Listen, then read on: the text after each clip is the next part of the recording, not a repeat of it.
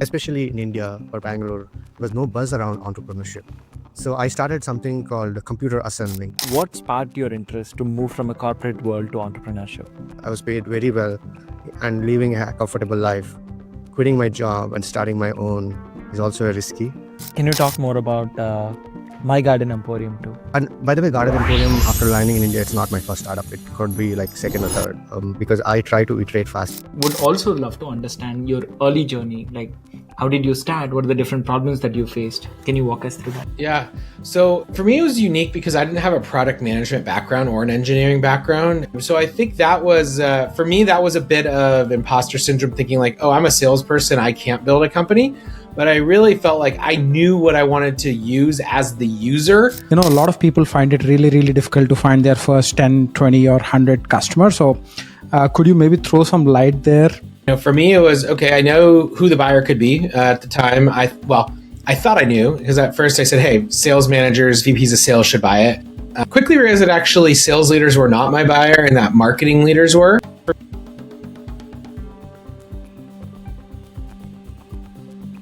Maybe Nitin, let's start with this one, right? So I know you have been a product leader at big companies like Meta and Microsoft. What sparked your interest to move from a corporate world to entrepreneurship? So entrepreneurial mindset, I had it during earlier days as well, even during my engineering days or bachelor days. So I actually started my first startup, the early engineering in my garage. That was very interesting because that was too early, because now the entrepreneurship, everybody understand entrepreneurship at this point of time. But that was in 2003, 2004 time frame, especially in India or Bangalore, there was no buzz around entrepreneurship. So I started something called computer assembling. As we know, like desktop was commonly used those days. There were not like laptops around. There was laptop around, but the mostly used gadget was desktops. So what I used to do is I used to bring parts for a desktop and I used to assemble and sell it to family and friends. Later, I used to sell for a few colleges. So that's where my entrepreneur journey started. But that was during my early stage. I did not have much exposure to entrepreneurship. So I thought I wanted to get more experience. That's when I wanted to pursue my master's in US. That's where I went to That's when I went to Wichita State University for my master's. And later life happened. It was 20 long years. I was in a corporate career from 2006 to 2024. It was an interesting journey. I did go through, I did work for multiple FAANG companies and non-FAANG companies, one startup. We can talk over those things through our podcast as well. But it gave me a perfect launch pad, those exposure during 17 to 20 years in the US. But also it was very scary because I was in a golden handcuff because I was paid very well and living a comfortable life. Quitting my job and starting my own is also risky. And then I thought, I had a framework in mind we can talk about it later as well. Like I wanted a minimum regret framework, as actually Bezos mentioned when later in my career, I don't want to regret that. I always wanted to do a startup, but I did not. So that's why I ended up quitting my job and moving back to India, starting my own. Nice. Actually, let's go into the details there, right? So what sparked your thought of starting My Garden Emporium? That's one. And then I also want to go deeper in detail into the, I think you said like regrets framework. Like, yeah, can you share more details on that too? Sure. First, I'll answer that second part of the question. What sparked, or actually, as I mentioned, I always had an entrepreneur mindset. It's only rekindling the entrepreneur mindset or quitting the job, to be precise, right? Because we all know we are very comfortable in the corporate space, that to mid-level career, paid very well, US, Bay Area life or Seattle. Quitting a job and starting all over again, because when you quit a job, it starts from zero, right? Except for your experience, because you're paid very well. When you're starting, it's again start from zero, the salary wise. So it's very, very kind of uncomfortable situation. But I asked myself a question. When I turn probably old, what's the one thing I regret about? Always wanting to start and was not courageous enough to quit my current job or start, and dream always becomes a dream. Or what's the worst case scenario? Even if I quit the corporate life, my startup fails, I can anyway go back to corporate like that. That's not hard for me. But I will get a bigger exposure of starting a company. So these are the things I used to at least jump from corporate life to an entrepreneur journey. That makes sense. And can you talk more about My Garden Emporium too? The reason I'm asking also that, right? So I've known few friends of mine who have gone through this journey, like been in corporate life, want to start something. But typically people think about SaaS companies. And that's what we have been doing for quite some time. We know the thoughts there.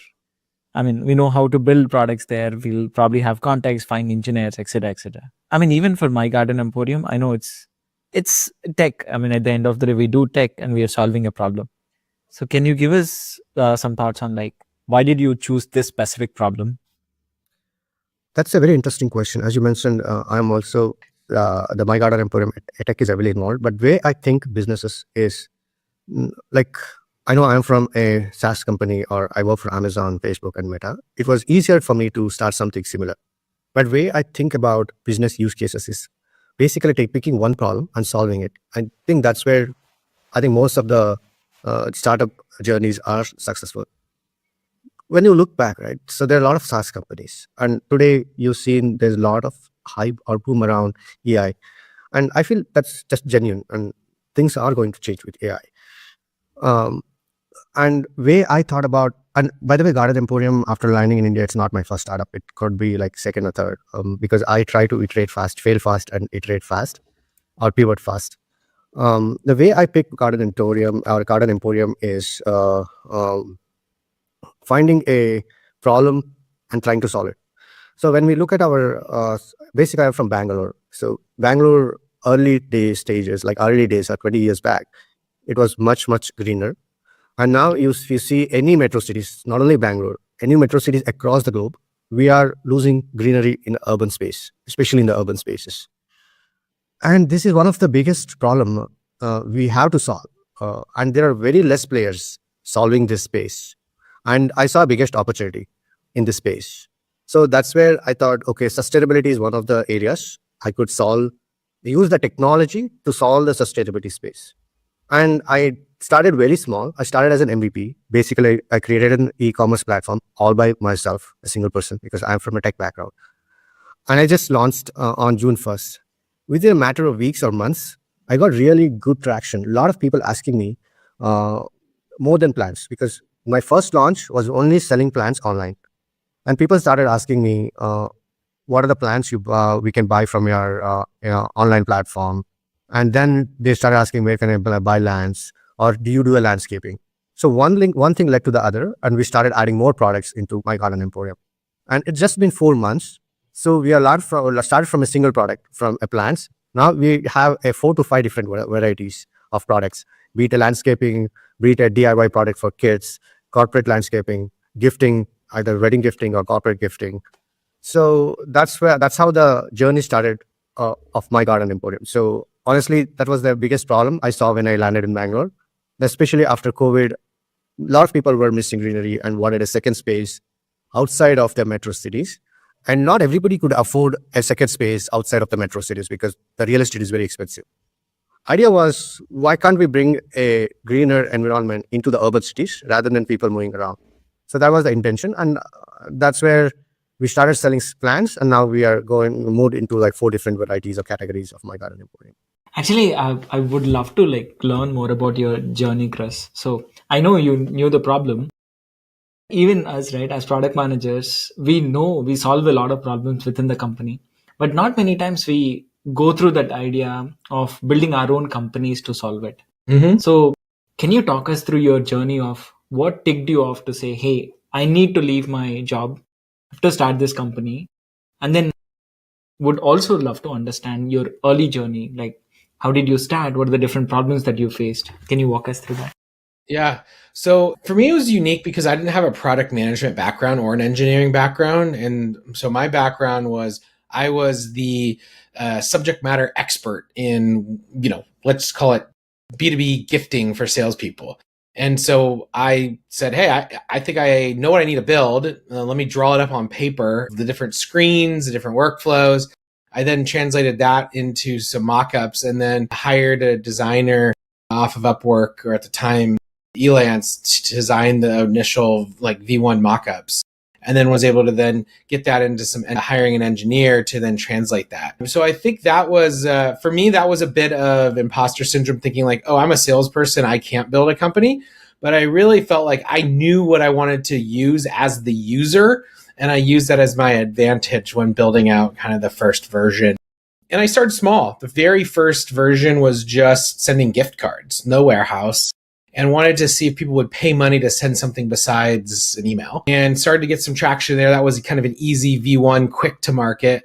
Then went out and said, now's the time I want to build out the warehousing side of things. And that was a lot more trickier.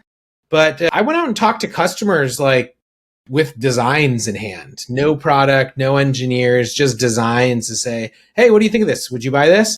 And that gave me enough conviction to quit my job, because people were like, yes, I'll buy that. A quick question, just to dig deep, right? So obviously you are validating it through, all of these prototypes and the version 1 and all, but, a lot of people find it really, really difficult to find their first 10, 20 or 100 customers. So could you maybe throw some light there and then go on to the journey?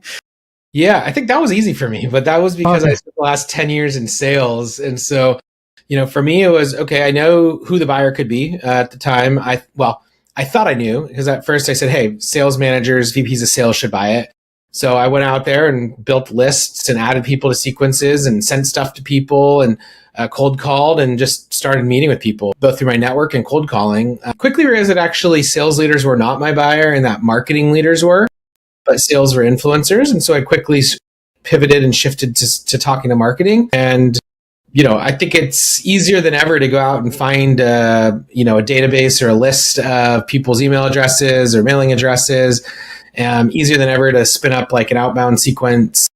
I think it was a lot harder, maybe 5-10 years ago, finding that data or getting it at a price that you could afford when you're just like a couple people. And how many did you send out? How many invites, or at least the first initial list? I mean, in the beginning, it was like, hey, I wanted to kind of test the numbers, and it was like a couple hundred. And my goal was just to try to get, 10, 20 customers. I think out of the first couple hundred, I got like 50 customers. So I had a really high hit rate.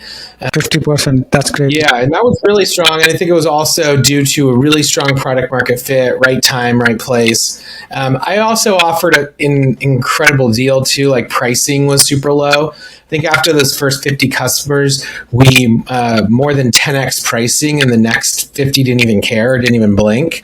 So I had some too low of pricing, I think. But, I think in the early days, it was more or less seeing if people would use the product. I don't think I really learned product market fit until I priced it at a point that was feasible to scale.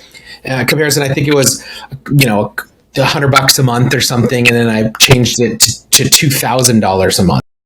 It didn't have any impact to my pipeline, and so that was a big shift. I also shifted away from founder-led sales to hiring salespeople, because I think early on, if you're a passionate founder, you can sell, Eskimo's ice. You just have the passion, and so I quickly wanted to see if I had go-to-market fit. So I hired 2 salespeople and said, hey, you're strangers, you're not founders, go sell this. And then they built lists and figured out how to sell it. And I think my first sales rep sold like a couple $1 million in revenue his first year. Awesome. So initially you said gift cards, then you basically showed it to people. You got your first maybe 50 customers, right? Like, did you expand into a warehouse model before hiring salespeople, or was it after?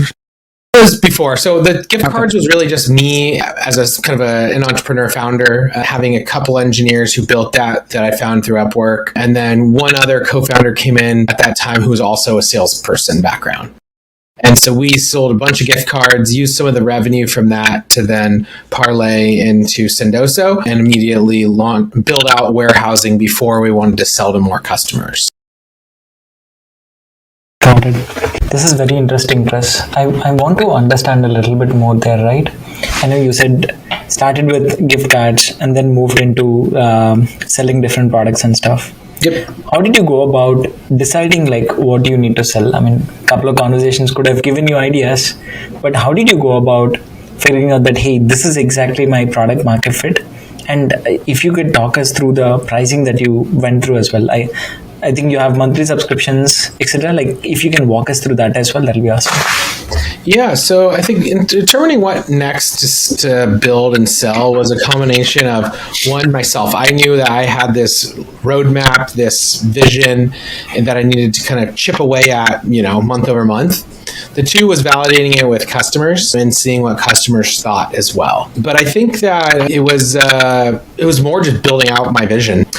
Pricing was tricky. I think pricing is a tricky conversation across the board because you can get it wrong and it can really impact your potential growth. For me, I realized that in order to build a big business, I did some spreadsheet math to figure out how am I going to get to $1 million to 10 million to 100 million in revenue, and what kind of ACV did I want to look at? Like, what was the average contract value I wanted to sell? And I knew that it needed to be 30,000 ish in order to at least get going. Eventually having multi-$100,000 SaaS deals and hopefully one day millions, but needed to have lots of 25, 30, 50, 80, 100, multi-$100,000 contracts. And so I did the backwards math on how to get there.